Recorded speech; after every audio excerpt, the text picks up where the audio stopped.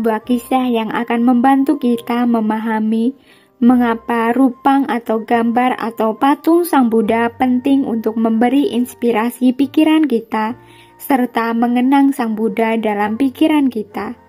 Kisah ini terdapat di dalam kitab suci Buddhis, tetapi tidak di dalam Tipitaka Pali. Beberapa ratus tahun setelah Sang Buddha mangkat, ada seorang biku yang taat di India, bernama Upagupta. Beliau adalah penyebar agama yang paling populer pada masa itu. Setiap kali beliau menyampaikan ceramah dhamma, beribu-ribu orang akan datang mendengarkan ceramah dhamma yang disampaikannya. Pada suatu hari, Mara si penggoda merasa iri hati dengan kemasyhuran yang mulia Upagupta. Mara mengetahui bahwa kemasyhuran Upagupta membantu penyebaran ajaran Sang Buddha. Mara tidak menyukai melihat perkataan Sang Buddha memenuhi pikiran dan hati banyak orang. Mara membuat rencana untuk menghentikan orang-orang mendengarkan ceramah-ceramah Upagupta.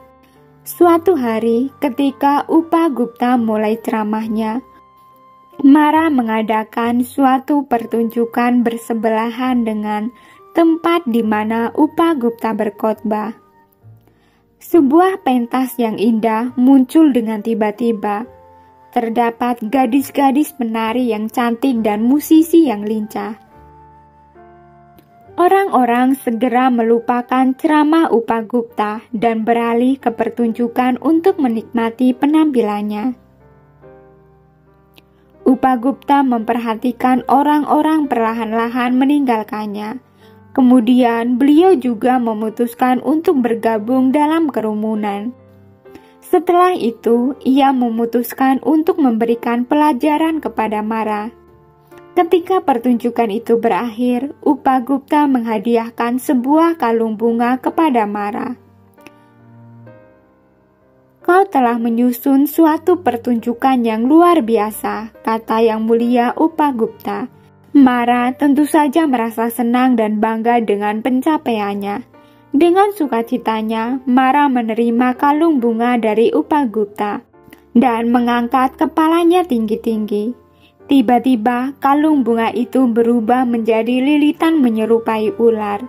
Perlahan-lahan, lilitan itu menjadi semakin ketat dan mencekik leher Mara.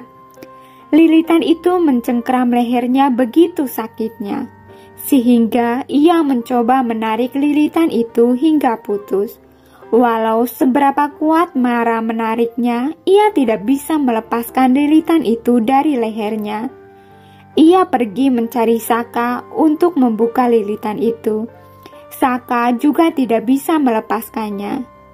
"Saya tidak dapat melepaskan lilitan ini," kata Saka. "Pergilah dan temui Mahabrahma yang paling kuat." Lalu Mara pun pergi menemui Mahabrahma dan meminta pertolongannya. Tetapi Mahabrahma juga tidak bisa berbuat apapun. "Saya tidak dapat melepaskan lilitan ini. Satu-satunya orang yang dapat melepaskan lilitan ini adalah orang yang memakaikannya kepadamu," kata Mahabrahma. Lalu Mara terpaksa kembali ke Yang Mulia Upagupta. "Tolong bukakan lilitan ini sangat menyakitkan," Mara memohon. "Baiklah, saya akan melakukannya, tetapi dengan dua kondisi," kata Upagupta. "Kondisi pertama, yaitu kau harus berjanji untuk tidak mengganggu para penganut di masa depan. Kondisi kedua yaitu kau harus menunjukkan kepadaku wujud Sang Buddha yang sebenarnya.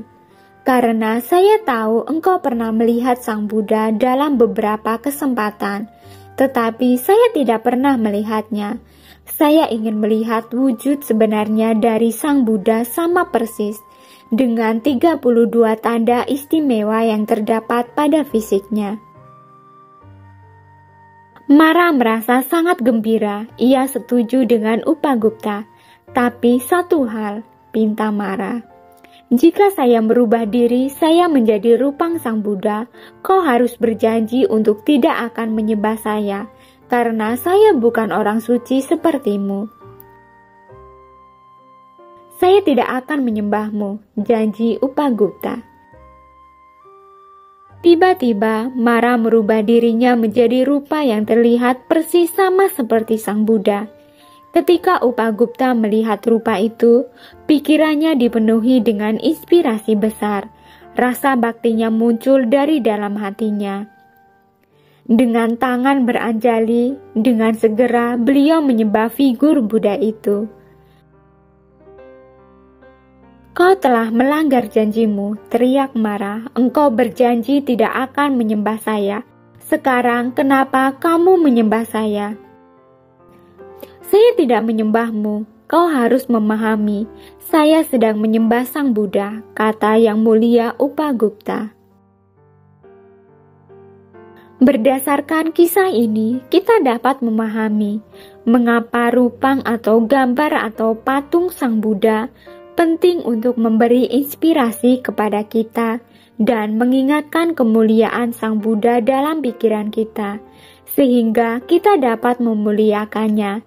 Kita sebagai umat Buddhis tidak menyembah simbol material atau wujud yang hanya mewakili Sang Buddha, tetapi kita memberi penghormatan kepada Sang Buddha.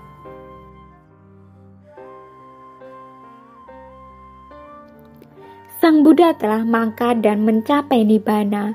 Sang Buddha tidak memerlukan penghormatan atau persembahan, tetapi hasil dari penghormatan akan mengikuti kita, dan orang-orang akan mendapatkan manfaat dengan mengikuti teladannya, serta merefleksikan melalui pengorbanan tertinggi dan kualitas agungnya. Seorang Buddhis tidak melakukan pengorbanan binatang atas nama Sang Buddha. Ketika beberapa Buddhis melihat rupang atau gambar atau patung Sang Buddha, rasa bakti dan kebahagiaan muncul dalam pikirannya. Rasa bakti atau kebahagiaan ini merupakan suatu objek yang menciptakan pikiran luhur di dalam pikiran seorang Buddhis yang berbakti. Rupang atau gambar atau patung Sang Buddha ini juga membantu orang untuk melupakan kerisauan mereka, kekecewaan dan masalah-masalah, serta membantu mereka mengontrol pikiran mereka. Inilah beberapa alasan mengapa umat Buddha menghormat rupang Buddha atau gambar atau patung Buddha. Terima kasih sudah menonton, semoga bermanfaat dan semoga Anda berbahagia.